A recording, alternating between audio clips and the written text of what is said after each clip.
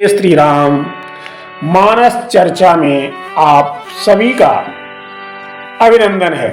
आज हम चर्चा करेंगे भव सागर चह पार जो पावा, राम कथा ताकह दृढ़ नावा। भव सागर चह पार जो पावा, राम कथा ताकह दृढ़ नावा। श्री रामचरित की यह पावन पक्ति प्रवचन प्रसंग का प्रभु प्रेरणा से आधार बनी है, जिसमें श्री राम कथा की महिमा का गायन संत प्रवर गोस्वामी तुलसीदास जी महाराज कहते हैं कि जो भव सागर से पार जाना चाहता है, उसके लिए श्री राम कथा सुदृढ़ नौका के तुल्य है। भव सागर, संसार को समुद्र की उपमा दी गई है। भव अर्थात संसार और सागर का अर्थ है समुद्र। भव सागर अर्थात संसार सागर। आइए इस पर हम सब विचार करें कि संसार को गोस्वामी तुलसीदास जी ने सागर क्यों कहा, संसार को सागर क्यों कहा गया। शायद इसलिए क्योंकि सागर और संसार में समानताएं हैं, कुछ ही नहीं अनेक समानताएं हैं। सागर में भी उथल पुथल होती रहती है।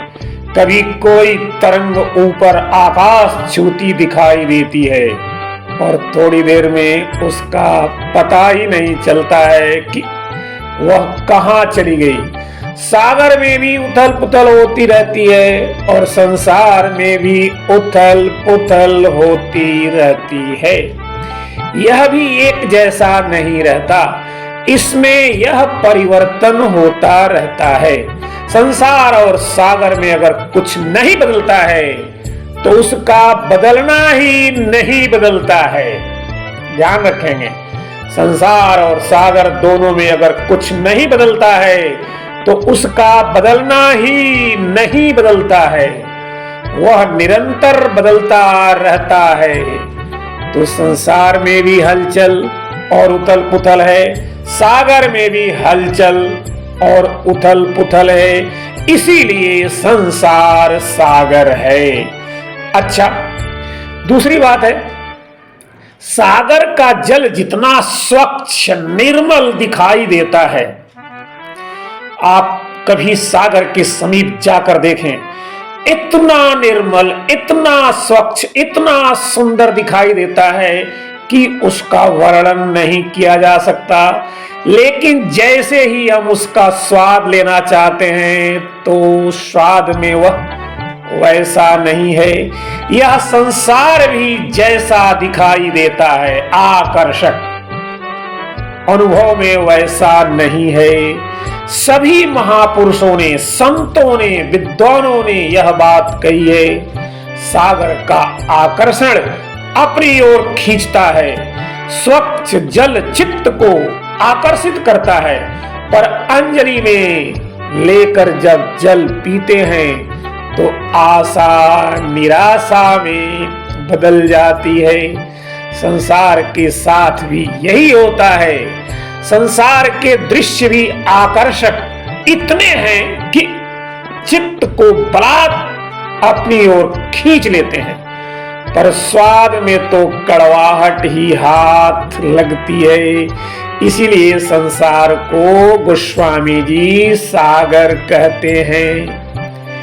तीसरी बात कि सागर में जिस तट पर हम खड़े होते हैं वह तो हमें स्पष्ट साफ साफ दिखाई देता है, पर सागर का दूसरा तट नहीं दिखाई देता है। इसी तरह संसार में भी हम एक तट देखते हैं, वह तट है जन्म का तट। जन्म का तट तो हमें दिखाई देता है, लेकिन मृत्यु का तट दिखाई नहीं देता है, किंतु जिस तट पर हम खड़े हैं वह तट ही सिद्ध करता है कि यह तट है तो दूसरा भी होगा, जन्म है तो मृत्यु भी होगी।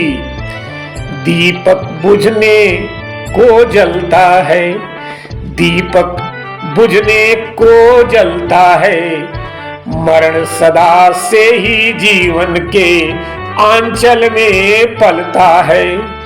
दीपक बुझने को जलता है, मरण सदा से ही जीवन के आंचल में पलता है। दीपक बुझने को जलता है। और एक बात, सागर का संबंध चंद्रमा से है। चंद्रमा की पूर्णता होने पर ज्वार आ जाता है। समुद्र का उतार चढ़ाव चंद्रमा से जुड़ा हुआ है। और संसार का संबंध विचार करके अगर देखें तो संसार का संबंध मन से है, और मन का देवता है चंद्र। चंद्रमा मन सो जातः, चंद्रमा मन सो जातः, यह वेद मंत्र है। मन के देवता है चंद्र, और चंद्र से संबंध है सागर की उथल पुथल का। मन से संसार की उथल पुथल का संबंध है। मन एवं मनुष्याणाम कारणम मंद मोक्षयोः। अब इस सागर से पार जाना है।